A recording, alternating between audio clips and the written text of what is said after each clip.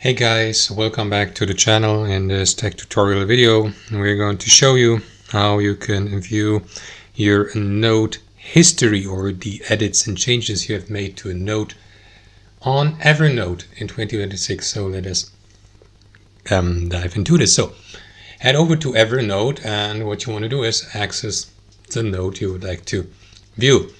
You may do that by clicking into notes here or navigate to one of your spaces here to the left. I will go for the example note here. So let me add a change to that note here for the sake of this tutorial.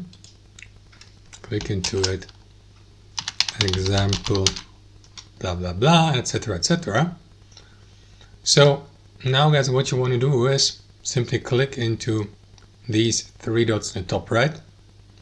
And here you will see the option note info as well as note history.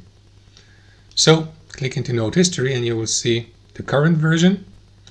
You may, for example, export that one or go to a previous version, like from yesterday, for instance, January 12th, and you can export it, for example, by clicking to this button, or restore the previous version if you would like to, see that note without the most recent changes and edits. That's it. Hope you enjoyed it, got some value from it, and we'll catch you later.